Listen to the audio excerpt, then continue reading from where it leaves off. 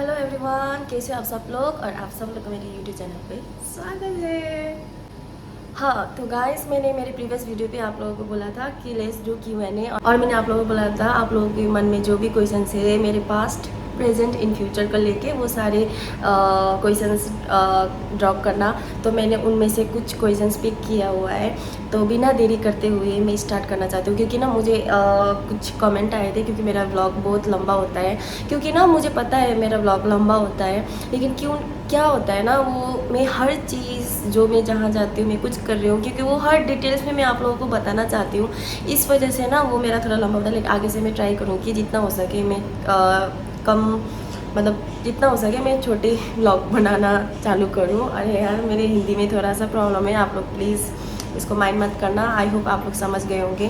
तो आप लोगों ने मुझे भर भर के कमेंट किया हुआ है, तो ठीक है। भर भर के मीन्स मेरा पोस्ट और ये सब करके 200+ कमेंट आया रखा है, ठीक है। तो मैं जितना हो सके बिना देरी करे आप लोगों को मैं फटाफट से कमेंट रीड करती हूँ। तो सबसे पहला कमेंट है user RR7CK30D6E।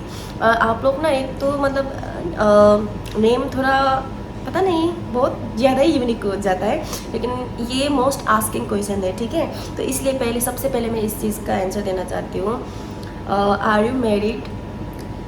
Late me read some another questions, क्योंकि ये वाला मैंने देखा है कि बहुत सारे लोगों ने मुझे कमेंट कर रखा है ये वाला क्वेश्चंस। तो एक साथ मैं पहले पढ़ लेती हूँ 2-3 कमेंट्स, उसके बाद सूरज व्लॉग 5925 ने मुझे पूछा है same questions, are you married और नॉट, प्लीज़ टेल मी। और बी दी ब्लॉगर 5942 ने भी सेम क्वेश्चन पूछा है, मैरिड और नॉट। ओके, तो आप लोगों को इसका मैं आंसर देती हूँ। Yes, I am married. Okay, तो इसका भी मैं आप लोगों को बाद में आंसर दूंगी, ठीक है। Okay, let's move another question. NG gaming 3284 ने मुझे पूछा है, आर यू सिंगल मदर? आप लोगों को क्या लगता है? Yes, I am a single mother and I am proud to be a single mother. Rahul Thapa 8764 ने पूछा है, वेयर इज़ योर हस्बैंड? इसमें एक साथ रिप्लाई देना चाहूँगी, इससे पहले फिर मैं एक दूसरा और कमेंट पढ़ूँगी। मोंगोली मार्टिन ने पूछा है, you have your son but where is your husband? This is what I want to know, by the way love from Nagaland. Thank you so much. पहले तो नागालैंड से आप मेरा ब्लॉग देखते हो और इतना प्यार करते हो, तो हाँ गाइस, इसका मैं ये थोड़ा टफ है मेरे लिए ये इस टॉपिक में बात करने के लिए, क्योंकि मैं नहीं चाहती थी कि मैं इस टॉपिक पे बात करूं, लेकिन आप लोगों को भी जानना ज़रूरी है ना। तो तो गाइस, मैं क्या बताऊं, ये थोड़ा बहुत ही अगर मैं बताऊंगी डिटेल्स में तो ये एकदम एक मूवी बन जाएगा, ऐसा लगता है मुझे। लेकिन आप लोगों ने अगर पूछा है तो बताना तो पड़ेगा ही। और I got married when I was just 16 years old. तो now I am 28। और मैंने बहुत ही छोटे एज में शादी किया था और भाग के शादी किया था, लव मैरिज था मेरा। और हाँ, अभी मेरे हस्बैंड मेरे साथ में नहीं है। शादी के 6 साल तक वो मेरे साथ में था, और उसके बाद सडनली ही लिफ्ट अस। और उसके बाद अभी मेरा और मेरे हस्बैंड के बीच में ना कुछ कनेक्शन नहीं है, कुछ कांटेक्ट नहीं है। और इवन उसने जब से हमको छोड़ के गया है ना, तब तो मैं बहुत बच्ची थी, और मुझे इतना पता भी नहीं है, तब मैं सीख रही थी धीरे धीरे, है ना, मैरिड लाइफ कैसी होती है, ये सारी चीज़। जैसे मुझे पता चला कि हाँ ऐसे होता है, एक हाउस वाइफ ऐसे होती है, हस्बैंड वाइफ के रिलेशन ऐसा होता है। जब वो सीखते सीखते हम कितना 5-6 ईयर तक साथ में था, उसके बाद उसने हमको छोड़ के चला गया था। तो उसके बाद अभी तक हमारा कोई कांटेक्ट में नहीं है हम दोनों। जब से वो गया है तब से एक बार भी मतलब अभी कितना 6 ईयर तक हम शादी के 6 ईयर तक हम साथ में थे, और अभी हम सेपरेट हुआ है 7 इयर्स कंप्लीट हो चुका है, इवन 8 इयर्स होने वाला है। तो अभी तक एक बार भी हम दोनों ने बात नहीं किया है। और क्या बताऊँ गाइस, मैंने तो जब हम अलग हुए थे, अलग नहीं, उसी ने हमको छोड़ के गया था, लेकिन फिर भी मैंने फेसबुक में बहुत सारी चीज़ों में उसको कांटेक्ट करने की कोशिश किया था। बीच में थोड़ा बहुत फेसबुक में बात भी हुआ था। फिर क्या है कि मेरा एक बेबी है, ठीक है, आप लोगों को तो पता है, वो उसके बारे में मैं बताऊँगी। तो मेरा एक बेबी है और मेरे साथ ही है, मेरे साथ ही रहता है। तो उसके पढ़ाई के लिए, उसका हॉस्टल, ये सारी चीज़ के लिए मैं जैसे वो चला गया उसके बाद में छोटी मोटी जॉब करने लगी सिक्किम में ही, ऐसी छोटी मोटी जॉब करने लगा और उसके खर्चे के लिए। तो उसने लेकिन एक बार भी कभी नहीं बोला, मतलब इतनी सारी चीज़ बताना ज़रूरी नहीं है, पर थोड़ा थोड़ा बता देती हूँ। तो मुझे लगता था कि कहीं ना कहीं वो, अब मुझे तो ठीक है, हस्बैंड वाइफ के बीच में कुछ ना कुछ तो होता है ना, थोड़ा बहुत झगड़ा, ये सारी चीज़ होता है, मिसअंडरस्टैंडिंग होता है। लेकिन अपने बेबी को तो वो कभी ना कभी पूछेगा क्या है, लेकिन उसने कभी एक बार भी नहीं पूछा। लेकिन मुझे इसमें कोई रिग्रेट नहीं है, क्योंकि गलती मेरा ही है, मैंने छोटी एज में शादी किया था। तो हाँ, मेरे हस्बैंड मुझसे 9 इयर्स बड़ा था। तो शायद इसी की वजह से होगा, मैं बहुत छोटी थी, वो बहुत बड़े थे, तो इसकी वजह से भी हमारा रिलेशन अच्छा नहीं था जब हम साथ में थे। और जब से वो छोड़ के चला गया हम दोनों को, तो तब से एक बार भी कॉल नहीं हुआ है। एक बार मुझसे तो नहीं, मेरी बेटे के साथ भी एक बार भी उसने बात नहीं किया है, अभी तक एक बार भी बात करने की कोशिश नहीं की है। चलो तुम तो जाने दो, उसको तो दूसरी लड़की मिल जाएगी, है ना, ये सारी चीज़। लेकिन उसका बच्चे को तो वो प्यार करना चाहिए ना। लेकिन मेरे बच्चे को भी एक बार भी उसने कॉल करके नहीं पूछा कि तुम कैसी हो, किस हालत में हो, कहाँ हो। और इवन मेरी फ्रेंड लोगों को भी कांटेक्ट करने की कोशिश नहीं किया कि आरती क्या कर रही है और मेरा बेटा कैसा है। तो हाँ गाइस, अभी मेरा हस्बैंड मेरे साथ नहीं है। नहीं तो देखो गाइस, आप लोगों को मेरे हर वीडियो में आप लोग बोलते हो ना कि एक बार कमेंट भी आया, बहुत सारे कमेंट आया था कि रॉक के साथ में वीडियो बनाई थी, सडनली मैं अपने दोस्त लोगों के साथ वीडियो बनाया, जो भी लड़का था। तो आप लोग बोला कि उसको छोड़ के इसको छोड़ के, ऐसा नहीं है, दोस्त होता है, दोस्त के साथ में बनाते हैं। अगर मैं इतने लड़कों के साथ वीडियो बना रही हूँ, तो क्यों मैं अपने हस्बैंड को सामने नहीं लेके आऊँगी, और हस्बैंड होते होते मैं क्यों दूसरे लड़के लोगों के साथ वीडियो बनाऊँगी, घूमने जाऊँगी, ये सारी चीज़ है ना।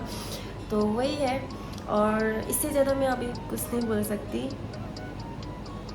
ओके, नेक्स्ट क्वेश्चंस भी सिमिलर ही है। Tell me, sorry guys, CXK gaming 9848 ने पूछा है, tell me about your past every should know most asking questions. तो मेरे पास्ट के बारे में, जैसे कि अभी मैंने बोला कि आप लोगों ने पूछा था मेरे हस्बैंड के बारे में, आर यू मैरिड और नॉट, यही है मेरा पास्ट। बाकी तो आप लोगों को फिर से मैं बता दूँ, हाँ, फिर से मैं रिपीट करना चाहूँगी क्योंकि मैं इस क्वेश्चंस का मैंने पहले नहीं देखा था। तो हाँ, वही है। और आप लोगों को फिर से मैं बता दूँ कि मैं जब छोटी एज में थी, 16 इयर्स की एज में थी, तब मैंने शादी किया था। फिर उसके बाद मेरा बेबी हुआ और मैं हाँ, जैसे ही पता चला आप लोगों को, मैं मैरिड हूँ और अभी मेरे हस्बैंड मेरे साथ में नहीं है। और बस यही है मेरा पास्ट। बाकी अभी देखते हैं किस किस का क्या क्या क्वेश्चन है, उसी के चलते मैं आप लोगों को आंसर दूँगी। ओके, ग्लोरिया राय 7138 ने पूछा है, why you decided to be a single mom, is it hard for you?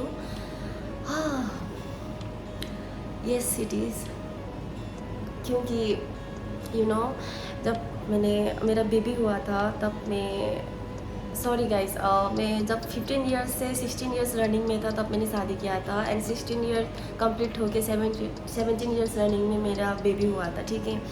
तो जब तक मेरे हस्बैंड के साथ था तब तो फिर इधर उधर करके हो जाता था। फिर भी उसके बाद जब मेरा सन जो है वो 5 क्रॉस करके 6 ईयर्स रनिंग में चल रहा था, तब मेरे हस्बैंड के साथ अलग होना पड़ा था। तो क्या होता है ना, बहुत मुश्किल है एक सिंगल मदर होना। किसी की में रहकर मैंने ना वहाँ पे एक छोटा सा क्लोथ्स के शोरूम में जॉब करती थी और वहाँ पे मेरा सैलरी था 3000।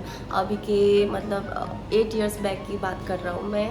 वो सिक्किम में ही सिंगताम में मैं करती थी और 3000 सैलरी में क्या होता था, क्योंकि मैंने मेरे बेटे को हॉस्टल में डाला था, क्योंकि घर में रहकर मैं उसको स्कूल लेके जाना ये करना, फिर जॉब कौन करेगा, तो मैंने उसको हॉस्टल में डाला था। तो हॉस्टल का फ़ी था उस टाइम पे उसका 2500 इतना कुछ था।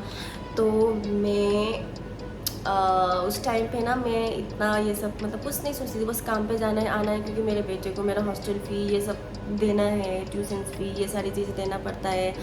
और मैं उसको मेरे बेटे को ना मैं किसी चीज़ का कमी नहीं रखना चाहती थी, क्योंकि उसको भी बड़े होकर ऐसा लगे कि मेरे मम्मी ने मेरे लिए इतना, मेरा पापा नहीं है पर फिर भी मेरे मम्मी ने इतना। हालांकि आप लोगों को बता दूँ, मैं मेरी मम्मी पापा के साथ ही सिक्किम में रहती हूँ, मतलब मेरे मायके में। तो ऐसे तो मेरे मम्मी पापा ने भी बहुत हेल्प किया है, बहुत करते थे। लेकिन ऐसा होता है ना, एक बार शादी होने के बाद लड़की लोगों का क्या होता है कि ऐसा होता है कि मैं शादीशुदा हूँ और मेरा बेटा है और मुझे खुद मेरे बेटे के लिए सब कुछ करना पड़ेगा, क्योंकि लोग क्या कहेंगे, मेरे मम्मी पापा के घर में रुका हूँ और मैं जाऊँ तो जाऊँ कहाँ, क्योंकि मेरा हस्बैंड भी नहीं है, क्योंकि मेरा हस्बैंड नेपाल से था तो वो नेपाल चला गया था। नेपाल जाने के बाद उसने कांटेक्ट बंद किया है, ये मैंने आप लोगों ने बोलना भूल गई, सॉरी। वो जैसे नेपाल गया और उसके बाद जाके कभी वापस आया ही नहीं और मुझे कभी कांटेक्ट किया नहीं, तो मैं कहाँ जाऊँ, है ना। और मैं अलग रहने के लिए मेरे मम्मी पापा अलाउ नहीं करते थे, क्योंकि हमको बहुत, मेरे मम्मी पापा बहुत सपोर्टिव है, बहुत हेल्प करता है। और वो बोलते थे तू जॉब करने की ज़रूरत नहीं है, तेरा बेटा तो मेरा बेटा हमारा बेटा है, तो तुझे क्यों करना, ऐसा बोलते थे। लेकिन मुझे मन में ऐसा लगता था कि एक बार शादी होने के बाद मेरे सारे दोस्त लोग भी शादी करके अपने हस्बैंड के साथ आराम से हैप्पी फैमिली इंजॉय कर रहा है वो सब लोग। तो मुझे ऐसा मन में ऐसे गिल्ट होता था कि मैं एक बार शादी कर लिया, मैं घर मम्मी पापा के खिलाफ जाके शादी कर लिया, तो फिर बार बार मैं उन लोगों को के ऊपर बोझ नहीं होना चाहती थी। तो इसलिए मैं इतना मतलब उधर मेहनत करती थी। और उसके बाद मेरा सैलरी बढ़ के कितना हुआ था, 4000 हुआ था, तो तब थोड़ा सुकून मिलता था। और मैं जो भी सैलरी होता था मेरे बेटे के लिए मंथली फ़ी ये सब करके मेरे पास कुछ नहीं बचता था। तो ये सारी चीज़ मैंने किया है। और being a single mother is very tough मेरे लिए। बाकी के लिए, सबके लिए टफ़ ही होता है, क्योंकि देखो सब चीज़ पैसे नहीं होता। अगर पैसे तो कोई अच्छी एजुकेशन हुआ, अच्छी जॉब हुआ तो वो लोग जॉब करके भी वो कर सकते हैं। लेकिन ना जो फादर का प्यार है, जो फादर मदर दोनों मिलके प्यार देता है, वो प्यार हम नहीं दे पाते, ठीक है। तो वो सारी चीज़ पहले जब मेरा बेटा छोटा था ना, तब एक बार या 2 बार उसने पूछा था कि मम्मी पापा कब आएगा, ऐसे करके। अभी तो बड़ा हो गया, उसको पता है सब कुछ, लेकिन ना उस टाइम पे मुझे 1-2 बार पूछा भी था, तब ना ऐसे थोड़ा बुरा लगता था मुझे ये सारी चीज़ सुन के। तो अभी तो नहीं पूछता है। हाँ, मेरे लिए टफ़ ही था, अब भी टफ़ ही है, क्योंकि अभी तो मैं थोड़ा बहुत कमा लेती हूँ और मेरे घर से भी बहुत सपोर्ट करते हैं। लेकिन फिर भी मैं ना मेरे बेटे को किसी चीज़ की कमी नहीं रखने देती। उसको अच्छा, बचपन से उसको अच्छा स्कूलिंग किया है मैंने, दिया है। मतलब अगर मैं उसको सामने बैठ के कभी उसको प्यार नहीं दे पाया, वो प्यार, मैं जाती थी घर में साल में 1 बार और 15-20 दिन रुक के आती थी, तो मुझे ऐसा लगता था कि उसको बहुत बुरा लगता था। मुझे बोलता था मम्मी आप मत जाओ बाहर, ऐसे करके बोलता था।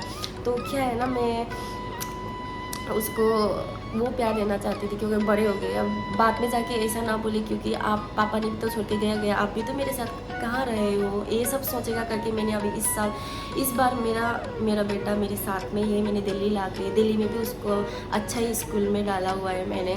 तो मैं जितना हो सके उसको ना, मतलब मैं तो अपना एजुकेशन कंप्लीट नहीं कर पाया है ना, और बहुत सारी चीज़ थे जो मेरा पूरा नहीं हुआ, तो मैं वो सारी चीज़ मेरे बेटे को देना चाहती हूँ। तो बस वही है। Okay, moving to the next question. Okay, traveling slip 4990 ने पूछा है, I want to know about your business in Delhi. Give some information about your business, like how to start. Okay guys, पहले मैं आप लोगों को बता दूँ कि मैं दिल्ली आया हुआ 8 इयर्स हो गया है, कंप्लीट हो चुका है फरवरी या मार्च में, इतना मैं श्योर नहीं हूँ मंथ का, लेकिन कंप्लीट हो चुका है, ठीक है। तो मैं जब स्टार्टिंग में दिल्ली आई थी ना, तो मैं कैटरिंग की जॉब करती थी लुधियाना, पंजाब लुधियाना में। तो वहाँ पे मैंने 1.5 साल तक काम किया। सारी चीज़ तो मैंने किया था और पैसे भी ठीक ठाक आते थे। पहले हम स्टार्टिंग में जब मैं आई थी दिल्ली, तब मुझे एक दिन का 1000 रुपये मिलता था। तो मैं इतना खुश होती थी ना कि एक दिन का 1000, हम वहाँ पे एक महीने काम करके 3000 4000 सैलरी मिलता था। तो एक दिन का 1000, दिन का मतलब नाइट का होता है कैटरिंग का, क्योंकि आप लोगों को पता ही है जो भी शादी जो फंक्शन होता है वो नाइट में होता है। तो एक नाइट का मतलब 8 to 1 PM तक हमारा ड्यूटी होता था। तो इतने का हमको 1000 मिलता था। तो मैं बहुत खुश होती थी और उस टाइम पे मैंने पैसे भी ठीक ठाक हो जाते थे। तो फिर मैंने 20 में मैंने स्टार्ट किया था। मैं कॉल सेंटर में मैंने जॉब किया था। तो हाँ, ऐसे कॉल सेंटर में मैंने जॉब 13 मंथ्स किया था। गुड़गांव 1 पॉइंट कंपनी है, उस पर किया था, प्राइवेट था। तो उसमें मैंने रिटेलिंग में किया था, डोमेस्टिक था। तो हाँ, उस टाइम पे मैंने उतना किया। उसके बाद में जाके फिर लॉकडाउन चालू हुआ। फिर लॉकडाउन के बाद सबका काम वाम ख़त्म। फिर घर में दिल्ली में थी मैं, तो रहा ये सारी चीज़। उसके बाद जाके मैंने अपना बिज़नेस चालू किया, मतलब लॉकडाउन के 2 साल बाद, 2 साल नहीं 1.5 साल बाद में। क्योंकि मैं ना उस टाइम पे इंस्टा में थोड़ा बहुत ये करती थी, मतलब रिटेलिंग का काम करती थी। ये कपड़े का बिज़नेस में मुझे पहले से, क्योंकि मैंने आप लोगों को बोला कि मैं ना मतलब 2 साल तो नहीं किया, तो उससे कम ही किया, पर एग्जैक्ट मुझे पता नहीं है। क्योंकि मैंने सिक्किम में जब जॉब किया था, तो उस टाइम पे मुझे ना सब कुछ आइडिया था कि क्लोथ्स का, हर ब्रांड का, क्योंकि कौन सा ब्रांड उसी टाइम पे मुझे पता चला था। हाँ, ये ब्रांड होता है, वो ब्रांड होता है। तो ये सारी चीज़ का मुझे आइडिया था। तो मैंने सोचा कि वाई नॉट कि मैं खुद का अपना बिज़नेस चालू करूँ। तो इसी की वजह से चलते हुए मैंने अपना बिज़नेस स्टार्ट किया दिल्ली में। अभी 2 साल हो चुका है, 2 साल थोड़ा ज़्यादा हो चुका है, मैंने दिल्ली में अपना खुद का बिज़नेस स्टार्ट किया हुआ। तो हाँ, यही है। और मेरा जो भी आप लोग प्रोफेशन बोलो, जो भी हो, यही है। तो अभी तो फ़िलहाल मैं यूट्यूब पे कंटिन्यू करना चाहती हूँ। आप लोग इसे प्यार और सपोर्ट करते रहना, तो मैं इसमें कंटिन्यू कर, क्योंकि मैंने बहुत मेहनत किया है। बहुत दिल्ली में आके मैंने हर वो काम किया है। मैंने मेट्रो में भी जॉब किया है, मतलब मेट्रो में ज़्यादा नहीं किया था, 2 महीने किया था। तो हाँ, ये सारी चीज़। लेकिन क्या है ना, मेरा जो मैं कॉल सेंटर में जॉब करती थी, तब भी मेरा ना इतना सैलरी नहीं था। तब ना मेरा 15,000 सैलरी था, ठीक है। और उसमें भी वो PF ये सब करता था। लेकिन ना वो बस आना जाना, ये किराया, ये सब करते करते बस रेंट देना और खाने के लिए भी पैसे इतना नहीं होता था। क्योंकि उस टाइम पे ना हमारा कैटरिंग का सीज़न ऑफ होता था। तो इसलिए हमें लगा घर में बैठने से अच्छा ठीक है, कुछ नए भी सीखेंगे, है ना, नई चीज़ भी सीखेंगे हम जब काम पे जाते हैं। तो ये सारी चीज़ एक्सपीरियंस के लिए भी मैंने किया था। तो हाँ, यही है मेरा पास्ट। और जो भी मेरा प्रोफेशन बोलो, जो भी हो, कैटरिंग का मैं अभी भी करती हूँ गाइस। अभी भी जब सीज़न होता है तो मैं करती हूँ, कभी कभी जाती हूँ। अभी भी यहाँ पे भी, यहाँ गुड़गांव में भी जाती हूँ। और हमारा बहुत टूर होता है, जैसे पंजाब हुआ, उदयपुर हुआ, सोनगढ़ हुआ, ये सारी चीज़ दूर दूर भी जाना पड़ता है। तो मैं ये करती हूँ और साथ साथ में मेरा बिजनेस भी है। और अभी मैं यूट्यूब में भी कंटिन्यू कर रही हूँ। L Henry 6885, उसने मुझे पूछा है, what is the difficult movement that you have face in life and how did you overcome. Again the same answer, again वही सेम आंसर जो अभी मैंने आप लोगों को बोला। मेरा जो डिफ़िकल्ट फेस था, जो भी चीज़ है, वो वही है कि मैंने बहुत जल्दी शादी किया। एक तो मुझे रिग्रेट भी होता था पहले, लेकिन अभी मुझे नहीं होता। क्योंकि अभी मेरा ऐसा लगता है ना कि लोगों को एक ना एक दिन तो शादी करना ही है। लेकिन मैंने भाग के शादी किया, वो मेरी गलती थी। छोटी एज में शादी किया, वो मेरी गलती थी। वो मैंने अपनी पढ़ाई कंप्लीट नहीं किया, वो मेरी गलती थी। मैंने शादी के बाद भी बहुत ट्राई किया था आगे कंटिन्यू करने के लिए मेरा जो पढ़ाई है, लेकिन वो भी मैंने नहीं कर पाया। क्योंकि बेबी हुआ, ये हुआ, उसको देखभाल करना। मैं खुद एक बेबी थी और मैं खुद एक बेबी होके एक बेबी को केयर करना पड़ता था। तो वो सारी चीज़, तो उससे ओवरकम होने में मतलब मुझे ऐसा नहीं है। जब मैं शादी किया था और हस्बैंड के साथ था, तो मुझे किसी चीज़ का रिग्रेट नहीं होता था। हाँ, इतना होता था कि मेरे मम्मी पापा का मैंने दिल दुखाया, उन लोगों के भरोसे मैंने टूटा दिया, ये सारी चीज़ का होता था। लेकिन फिर भी मैं इतना वो नहीं था। लेकिन जब मेरे हस्बैंड से मैं अलग होना पड़ा, तो उसके बाद जाके मुझे रिग्रेट हुआ, है ना, कि बहुत ज़्यादा गलती कर दिया। और ओवरकम तो क्या है, मतलब एक चीज़ है कि मैंने एक ये भी सोचा कि अरे मेरी किस्मत में ये लिखा होगा। क्योंकि मैंने शादी से पहले कभी सोचा ही नहीं था कि मैं शादी करूँगी। मैं तो बहुत पढ़ना चाहती थी, पढ़ के कुछ बड़े अफसर बनना चाहती थी, कुछ अच्छा जॉब मिले ताकि मैं बहुत पढ़ूँ, ये सारी चीज़ मेरा था, ठीक है। लेकिन अचानक से ऐसे हो गया। तो क्या बोलूँ, अभी जो मेरे हस्बैंड के साथ अलग हुआ वही मेरे लिए मतलब वो टफ वो फेज़ था मेरे लिए। लेकिन अभी जो भी चल रहा है धीरे धीरे सब कुछ हो रहा है, धीरे धीरे नहीं, अभी तो सब कुछ सही हो चुका है। तो हाँ, मैं बिंदास हूँ, आप लोग भी बिंदास रहो, बस ये। ओके, तो तामाङ 907 ने पूछा है, दिदीहरू इन्डिया शिफ्ट भएको कति साल भयो, आमा बुवाहरू कता हुनुहुन्छ, रक लामा दाईसँग फर्स्टमा केमा भेटेर बोल्नु भएको, म्यारेज कहिले गर्नुहुने? इसका आंसर मैं हिंदी में देना चाहूँगी क्योंकि सबको पता चले। तो हम लोग इंडिया शिफ्ट नहीं हुए हैं, हम लोग का बर्थ प्लेस ही है इंडिया, मतलब सिक्किम, मैं सिक्किम से हूँ। तो और मेरे मम्मी पापा भी सिक्किम में ही हैं, ठीक है। और रक लामा के साथ पहले कब मुलाकात हुआ था ऐसे पूछ रहा है नेपाली में। तो रक लामा के साथ इंस्टा के थ्रू हमारा बात होता था, पहले थोड़ा बहुत बात होता था, हाय हेलो ये सारी चीज़, क्योंकि वो भी इतना बड़ा यूट्यूबर है और मैं भी इतना हर किसी को मतलब मैं इतना वो नहीं करती, मतलब ठीक है। उसका मैं फ़ैन थी पर उसका वीडियो देखती थी, पर उसको मैंने फॉलो भी किया था, पर ये सारी चीज़ वो नहीं होती थी। लेकिन आप लोगों को मैं क्लियरली बता देती हूँ कि रक लामा के साथ हमारा फर्स्ट मीट इसी टाइम पे हुआ था जब रक लामा के साथ मैं ब्लॉग में आई थी। वो दिल्ली में आया था, आप लोगों को पता ही होगा कि रक लामा का एक बार वो कंट्रोवर्सी हुआ था बॉबी के साथ, ये सारी चीज़। तो वो ऋषिकेश में जाके फंस गए थे ये वो, फिर देसी भैया आया, फिर उसके साथ वो केदारनाथ गए, फिर आए। तो जब से मैंने उसको रोते हुए वो वीडियो देखा था, और वो जब दिल्ली आए थे, दिल्ली में आए हुए एक वीडियो डाला था कि मैं अभी यहाँ से लद्दाख राइड मेरा कंप्लीट करके रहूँगी और अकेले।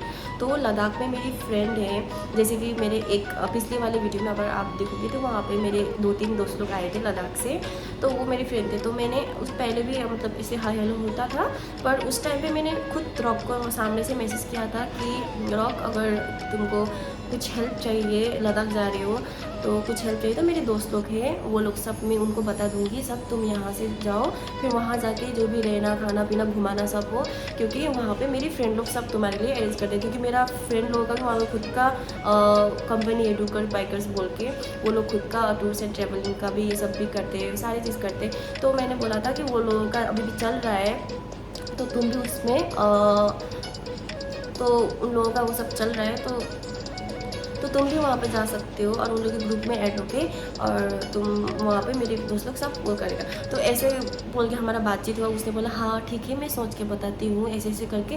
फिर अचानक से हमारा मतलब बात हो रहा था, तो फिर वो दिल्ली में ही थे, तो हम ऐसे मिलने के लिए बात हुआ, तो फिर हम मिले, एक दिन मिले, फिर उसके नेक्स्ट डे मिले। तो उसके बाद जाके सामने जब हम फेस टू फेस हुआ तब जाके हमारा बात हुआ कि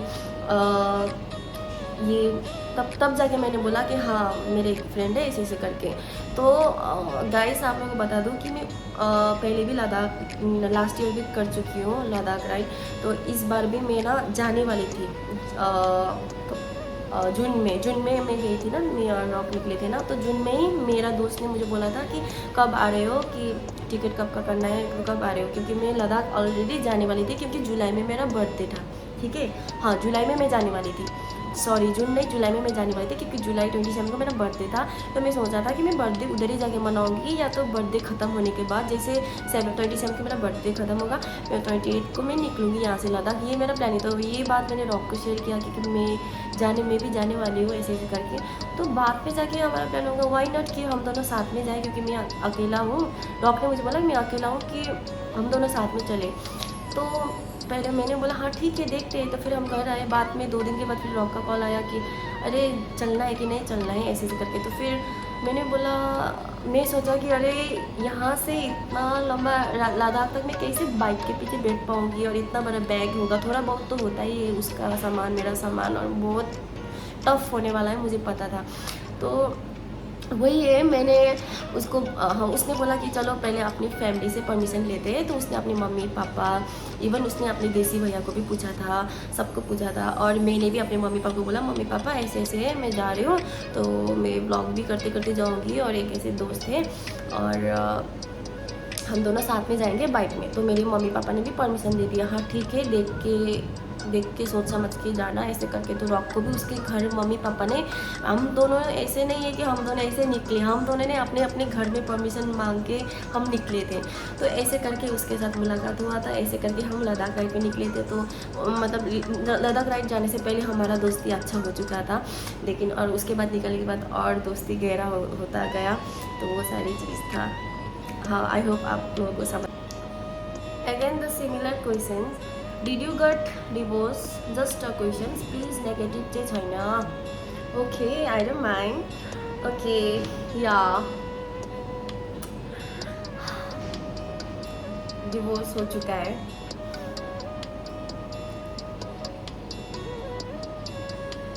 ओके, अरुणाचल अरुणाचल गेमर 73, उसने पूछा है that little boy is your son or what. Yes, he is my son. अब आते हैं वो क्वेश्चंस पे जो आप लोगों को सुनने का, उसका आंसर सुनने का बहुत ही मन है ना। ओके, मोजी ब्लॉग्स 5217 ने पूछा है दीदी रॉक लामा को कितना प्यार करते हैं और रॉक लामा का घर में कितना फैमिली है। ओके, देखो रॉक लामा को प्यार मैं करती हूँ, मतलब नॉट दैट वे कि देखो प्यार मतलब ऐसे प्यार की दोस्ती वाला प्यार, ठीक है। और हम लोग साथ में निकले, मिला और साथ में लद्दाख राइड के लिए निकले और वो मेरे घर में आके कम से कम भी 10-15 दिन रुका। तो और वो मेरे बर्थडे में आए, वो बीच पे चला गया था, फिर मेरे बर्थडे में आए, ये सारी चीज़। तो अटैचमेंट तो बनता है, ठीक है, जो भी हो अटैचमेंट बनता है। तो वही अटैचमेंट है और उसी के चलते मैं उसको प्यार करती हूँ। बट बॉयफ्रेंड वाला प्यार नहीं, दोस्ती वाला प्यार मैं उसका बहुत केयर करती हूँ। क्योंकि गाइस आप लोग एक चीज़ बता दो, रॉक मुझसे छोटा है, ठीक है। आप सब लोग पूछते हो ना कि रॉक बॉयफ्रेंड है, उसको बॉयफ्रेंड बना लो, रॉक से शादी करो। ये पॉसिबल नहीं है क्योंकि वो मुझसे छोटा है ना, वो मुझसे 5 साल छोटा है। आप लोगों को बता दूँ, रॉक मुझसे 5 साल छोटा है। वो मेरी सिस्टर की एज की है, रॉक और मेरा सिस्टर का एज सेम है, ठीक है। तो हाँ, तो वो वाला प्यार तो मैं करती हूँ। EU4VS क्या क्या लिखती हो गाइस, थोड़ा अपना नाम ही लिखा करो। You fall in love with Rock right? No, I am not. हाँ, मैं उसको लाइक करती हूँ, प्यार करती हूँ, पर वो fall in love, one sided love and I can't live without him, that त्यो वाला है ना, not that type, just friendship वाला।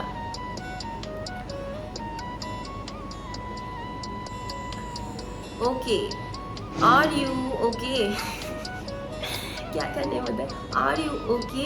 WI7WP उसने पूछा है सच में बोलो ना, ठीक है, रॉक लामा और आप कपल हो या नहीं? नहीं, हम दोनों कपल नहीं है। किंग सिंह गेमर 4813 ने पूछा है when will you get married and face reveal your boyfriend। Guys एक चीज़ बता दूँ, मैं शादी कभी नहीं करूँगी अभी, ठीक है। और जैसे कि बोला है कि बॉयफ्रेंड का फेस रिवील करना, तो मेरा बॉयफ्रेंड ही नहीं है।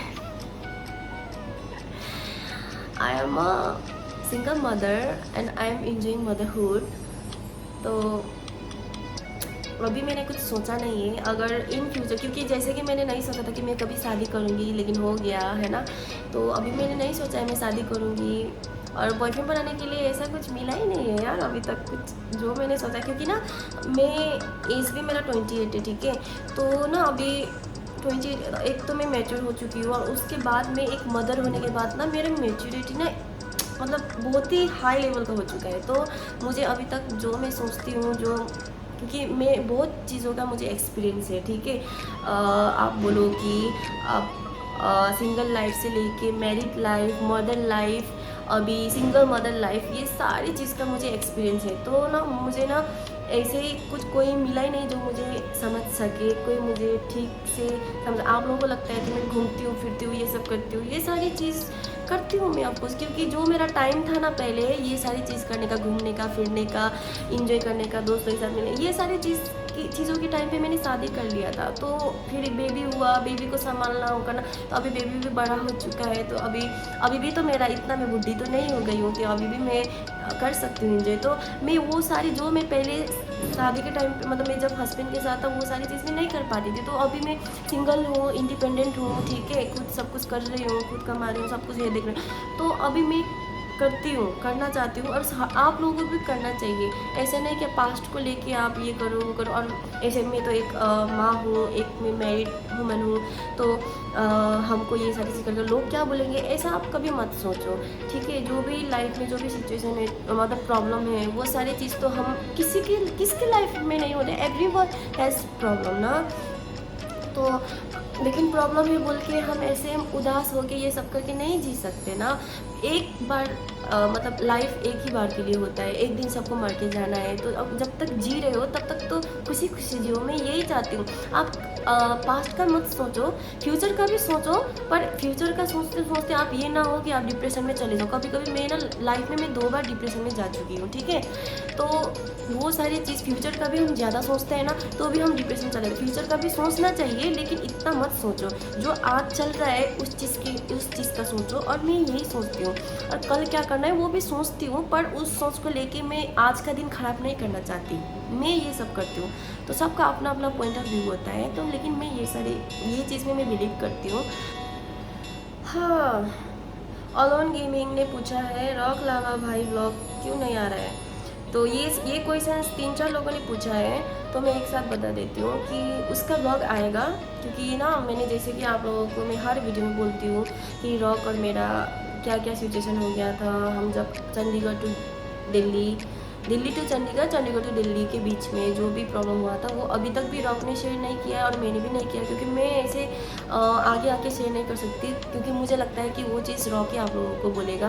तो इसलिए मैंने भी कुछ नहीं बोला है। तो रॉक ने बोला है कि मैं बोलूँगी आप सब लोगों को, मतलब वो बोलेगा आप सब लोगों को उसके ब्लॉग में। तो इसलिए मैं भी कुछ नहीं बोल रहा हूँ। तो इसी की वजह से होगा वो अभी ब्लॉग अपलोड नहीं कर रहा है। मैंने भी उसको बीच पे बोला था कि तुम जो भी हो सबको बता दो, सब लोग पूछ रहे हैं। तो लेकिन वो बोल रहे हैं हाँ मैं करूँगी। लेकिन अब लोग इतना वो हो गया है ना कि उसको ना ब्लॉग बनाने का भी कुछ मूड नहीं है, कुछ भी करने का मूड नहीं हो, बस सोते रहते, गेम खेलते, ऐसे करते। लेकिन उसने बोला है कि जल्दी से जल्दी वो आप लोगों को अपडेट देगा। तो हाँ, आप लोग वेट करो रॉक लावा का ब्लॉग। हाँ ओके। जानूस सगमा 2887 उसने पूछा है, रॉक लावा बस आरती दोनों को साथ देखो अच्छा, I mean देखने को अच्छा लगता है, ऐसा कुछ बोलना चाहता होगा। Thank you so much. अगर आप लोग इतना प्यार करते हो रॉक और मुझे, तो हाँ, इफ़ पॉसिबल हुआ तो बहुत ही जल्दी हम दोनों को देखोगे। लेकिन अभी पॉसिबल नहीं है, दिस मंथ तो पॉसिबल नहीं है। आई थिंक नेक्स्ट मंथ अगर होगा तो ठीक है, मिल ही जाएगा, आप लोगों को हमारा ब्लॉग में देखने को मिल ही जाएगा। हाँ, लीड ऑफ बोन्स 9289 ने पूछा है, when did you started creating blog and why. Okay, I started making blog from last year. और उस टाइम पे मैं इतना एक्टिव नहीं थी। मैं ऐसा है ना, मैं इंडिया में, ओवरऑल इंडिया में घूम चुकी हूँ। लेकिन ना आप लोग अगर मेरा ब्लॉग देखोगे तो मेरा बस ट्रैवलिंग ब्लॉग का, दुबई का ही ब्लॉग है, बाकी का मेरा नहीं है। क्योंकि पहले मैं बिल्कुल भी इंस्टा में तो मैं एक्टिव थी, पर मैं यूट्यूब में एक्टिव बिल्कुल भी नहीं थी। लेकिन मैंने बनाया था 3-4 ब्लॉग, तो उस टाइम से मैंने चालू किया था। मेरा ना एक ये बैड हैबिट है कि जो जहाँ पे भी मैं जाती हूँ, जो भी फ़ोटो खींचती हूँ या कुछ भी वीडियो करती हूँ ना, मैं आके 1-2 दिन के बाद वो डिलीट कर देती हूँ। क्योंकि ना मेरा फ़ोन में इतना स्पेस भी नहीं है, और मेरा फ़ोन भी बहुत खराब, वो टूटा हो चुका है। तो जो भी मैं शूट करी अपने फ्रेंड के फ़ोन में शूट करी, क्योंकि मुझे कमेंट पढ़ना था अपने फ़ोन में। तो क्या है ना, मैं बहुत डिलीट करती हूँ। मैं ऐसे सोचती थी कि मैं ना जो भी हो मैं यूट्यूब पे अपलोड करूँगी, ताकि मैं अगर ये डिलीट भी कर दूँ तो मैं यूट्यूब पे जाके वो कभी कभी जब याद आता है ना तो मैं देख सकूँ। हाँ सॉरी गाइज, एक लद्दाख का मेरा ब्लॉग है, और 2-3 लद्दाख का ब्लॉग है और दुबई का ब्लॉग है, बाकी वही ब्लॉग है। बाकी मेरा वो डेली ये सब का ब्लॉग है। और मेरे सब लोग मुझे बोलता था कि तुम क्यों ब्लॉगिंग कंटिन्यू नहीं करती, तुम्हारा इंस्टा में तो अच्छा खासा ऑडियंस है। रॉक लामा से मिलने से पहले भी मेरा 33K फॉलोवर्स था, ठीक है। सब लोग बोलते, कोई लोग बोलते हैं ना मुझे इंस्टा में, बोलते हैं रॉक लामा से मिलने के बाद मेरा फॉलोवर्स बढ़ गया और रॉक लामा के साथ में इसलिए चिपक के रहती हूँ, उसके साथ फ़ोटो डालती हूँ, ये डालती वीडियो डालती हूँ ताकि मैं फेमस हो सकूँ। और फॉलोअर्स के लिए इंस्टा में मुझे ऐसे बोलते हैं, मतलब यूट्यूब में भी मुझे बोलते हैं, लेकिन उसके लिए मैं माइंड नहीं करती क्योंकि मुझे सब पता है। जब से मैंने रॉक लामा के साथ वीडियो बनाना स्टार्ट किया था तब से आप कितने लोग रॉक लामा के थ्रू आए हो, रॉक लामा फैमिली के थ्रू, है ना, उसमें मैं माइंड नहीं करती। लेकिन इंस्टा में मुझे ये सब बोलता है तो मुझे बहुत बुरा लगता है क्योंकि मैंने बहुत मेहनत किया है। इंस्टा में भी ज़्यादा नहीं हुआ है, लास्ट ईयर से ही मैंने चालू किया है, पर 1 साल में मैंने 63K फॉलोअर्स पहुंचा दिया था क्योंकि मेरा 20 पे अकाउंट हैक हो गया था उसकी वजह से, नहीं तो मेरा अभी तक 1 लाख भी क्रॉस हो जाता। तो मैं उसमें मैंने मेहनत किया था। तो सब लोग मुझे बोलते थे, कोई मेरे दोस्त लोग बोलते थे कि तुम ब्लॉगिंग स्टार्ट करो, कंटिन्यू करो। लेकिन कोई लोग बोलते हैं कि रॉक लामा से मिलने के बाद मेरा, उन लोगों को पता नहीं है ना कि वो लोग अभी नया, मुझे न्यू फॉलोवर्स है, तो उन लोगों को पता है, उन लोग ऐसे लगता होगा कि रॉक लामा के साथ मैंने 1-2 वीडियो पोस्ट किया, उसके बाद जाके मेरा फॉलोवर्स अचानक से बढ़ गया। ऐसे मतलब 1 हफ्ते में तो इतना ज़्यादा नहीं बढ़ते हैं ना, तो उस चीज़ के लिए थोड़ा सा बुरा लगता है मुझे। पहले ऐसा करते था, अभी तो नहीं करते। बाकी हाँ वही है, तो मैंने ऐसे करके डालना चालू किया, मतलब ब्लॉग वीडियो डालना चालू किया मैंने यूट्यूब पे। और उसके बाद जब रॉक से मिलने से पहले मैंने 3-4 वीडियो डाला था। और उसके बाद मैंने सोचा था, मेरे घर में मम्मी पापा से भी सबसे बात हुआ था कि अभी मैं लद्दाख जा रही हूँ, अभी ना मैं कंटिन्यू ट्रैवलिंग का ब्लॉग चालू करने वाली हूँ। मैं हर चीज़ मम्मी पापा के साथ शेयर करती हूँ, पूछती हूँ, क्योंकि ना वो लोग बहुत सपोर्ट करते हैं मुझे, बहुत हेल्प करते हैं। तो मैंने उन लोग को बोला था और बहुत सारी चीज़ें जो मैंने आप लोगों को और बोलना बाकी वो बातें बताती हूँ, न्यू अपडेट भी देना है। तो उन लोगों से मैंने शेयर किया था बातें। फिर रॉक के साथ मिलने के बाद फिर हम प्लानिंग हुआ लद्दाख जाने का, और साथ में फिर ब्लॉगिंग में, फिर भी मैं रॉक से मैं ब्लॉगिंग बनाऊंगी, ये करूँगी, उसके लिए नहीं मिला था। उसने कुछ बोला था कि चलो तुम भी वीडियो बनाओ, ठीक है। और मुझे इतना अच्छा खासा वीडियो बनाना भी नहीं आता था, मतलब कैमरा शूट करना, मैं हमेशा फ्रंट कैमरा से शूट करती थी, मतलब फ्रंट से शूट करती थी, बैक से कभी आता नहीं था। तो रॉक ने मुझे बोला और कैसे मतलब लोगों के सामने शर्माना नहीं है, ज़ोर ज़ोर से बात करना है ताकि आप लोगों को हमारी आवाज़ क्लियरली जाए। क्योंकि मैं ऐसे शर्म तो नहीं आता है मुझे, लेकिन ना मेरा वॉइस बहुत ही छोटा है, तो मैं ज़ोर ज़ोर से चिल्ला के बात नहीं कर सकती पब्लिक के सामने। तो अभी तो आदत हो चुका है, तो वो सारी चीज़, क्योंकि व्लॉग बनाना इतना ईजी नहीं है। पता है जब हम रॉक और मैं जब बाहर जाते हैं, हम व्लॉग करते हैं ना, तो रॉक तो इतना बड़ा चिल्लाते हैं और मैं भी उसके साथ साथ थोड़ा बहुत चिल्ला के बात करती है। तो सब लोग घूर घूर के, जो नहीं पहचानते हैं रॉक को, वो ना ऐसे घूर घूर के देखते हैं, हंसते हैं। लोगों कितना, मतलब जब भी बाहर जाके आप ब्लॉगिंग करो तो क्या होता है ना, लोग घूर घूर के, एक तो हम लोगों को ऑलरेडी घूर के देखते हैं, ठीक है, हम लोगों को कितने क्या क्या बोल के छेड़ते हैं, ठीक है, हम नॉर्थ ईस्ट के लोगों को बहुत छेड़ते हैं। तो ऊपर से हम लोगों को ऐसे भी घूर के देखता ही है, ऊपर से जब हम ब्लॉगिंग स्टार्ट करें तब तो ऐसा लगता है कि हम किसी दूसरे कंट्री से या स्पेस से आके एलियन है ऐसे टाइप का देखते हैं, और हंसते हैं, मजाक उड़ाते हैं, पीठ पीछे बातें करते हैं। तो ये सारी चीज़ सहना पड़ता है। तो वही था, और अभी से मैं कंटिन्यू करने जा रही हूँ। हाँ वही था मेरा, बहुत लंबा हो गया। हाँ तो गाइस आज के लिए बस इतना ही, और बाकी कितने सारे कमेंट, ज़्यादातर तो ये सिमिलर कमेंट ही था, तो इसीलिए मैंने दे दिया, जो भी आप लोगों ने पूछा है सब कुछ दे दिया। हालांकि मैं हर एक का कमेंट पढ़ के तो वही सेम आंसर नहीं दे सकती थी, लेकिन वो सिमिलर ही क्वेश्चन था ज़्यादा, तो मैंने सबका आंसर दे दिया। आई होप सबका मैंने दे दिया। तो बाकी तो मुझे love from Assam, love from Nagaland, Manipur, Nepal, जहाँ से भी आप सब लोग देख रहे हैं, सबने मुझे ऐसे भेजा है, तो उसके लिए थैंक यू सो मच। दिल से मैं बहुत ही थैंकफुल हूँ। आप लोग इतना सपोर्ट करते आ रहे हो, ऐसे सपोर्ट करते रहना। और हाँ, मेरे पास्ट और प्रेजेंट के बारे में तो आप लोग बताएं, इन फ्यूचर क्या होगा वो तो मैं इन फ्यूचर आप लोग को बता देती हूँ कि मेरा यही है कि अभी मैं ब्लॉगिंग कंटिन्यू करूँ, और प्लस में अपना बिजनेस भी है वो भी देख रही हूँ, पर बिजनेस के लिए अभी थोड़ा टाइम नहीं मिल रहा है क्योंकि ये वो करने के, मेरा बहुत सारा माइंड में बहुत सारा प्लानिंग चल रखा है, तो वो सारी चीज़ है। तो इसी में मैं कंटिन्यू करूँगी, और आई होप कि मेरे बिजनेस में भी मैं फोकस कर पाऊँ। और हाँ, मेरा यही अभी के लिए बस इतना ही प्लानिंग है। और मेरा वही है, एक बेटा है तो उसको अच्छा खासा मैं स्कूलिंग दे पाऊँ, उसका एजुकेशन अच्छा सा दे पाऊँ उसको, बस वही है मेरा ड्रीम। और मेरा एक ही ड्रीम है कि मेरा ट्रैवलिंग का तो वो मैं कंप्लीट कर पाऊँ, और वो बिना पैसे तो कंप्लीट नहीं होगा, तो उसके लिए मुझे बहुत हार्ड वर्क करना पड़ेगा, पैसे होगा तो ही ट्रैवल कर पाऊँगी ना। तो बस मेरा फ्यूचर का प्लानिंग बस अभी तक इतना ही, बस छोटा सा सपना है मेरा, बाकी इतना बड़ा नहीं है।